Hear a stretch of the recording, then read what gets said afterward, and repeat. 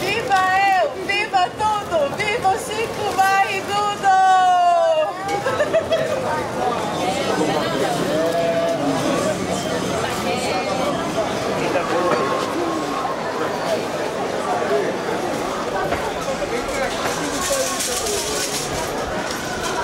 Vladimir Carvalho.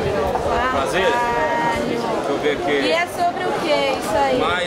Processo indeferido. Mais lazer? Foi indeferido sobre o quê? O senhor já chegou a ler o parecer? Lazer. Tenho muita fé que vai dar certo. Tem essa vibração. É o meu aniversário! É verdade! Parabéns!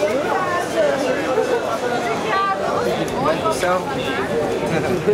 Vou fazer tia dessa, olha só que facilidade. Essa parede leva pro céu. Leva pro céu, claro. E mais? Decência.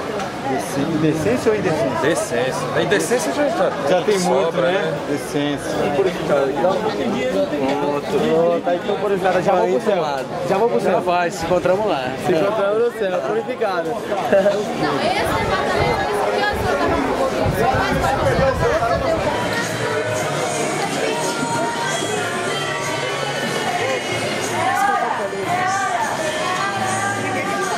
Vamos cantar parabéns pra ela?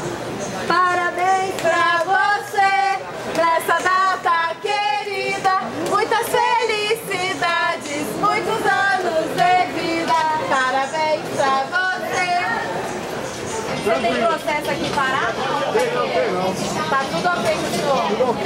Ah, entendi. Agora, se você achar o copeiro, pelo amor de Deus, pede pra ele vir aqui trazer uma água, um café pra mim, gente. Eu tenho certeza que na sexta-feira eles vão embora mais cedo. O que eu quero pra Brasília? É. Eu quero pra Brasília com os políticos tem vergonha na cara. Vamos calma devagar, tem que Tem escrever. vergonha na cara e para de roubar tanto. Políticos mais honestos. Isso! Todos os pedidos, porque como aqui não tem mar, não dá pra gente enviar pro mar, né, pedir, a gente vai pedir pro céu, pra ver se funciona, entendeu? Se botar mais aí, por favor, tem que escrever mais coisas ainda aí. Cadê a caneta? Tem que escrever muitas coisas ainda aí. Eu anotei. Moralidade, já escreveram? Não. Deixa eu escrever aqui, moralidade. Não. E aí, gente, vamos soltar? Vamos.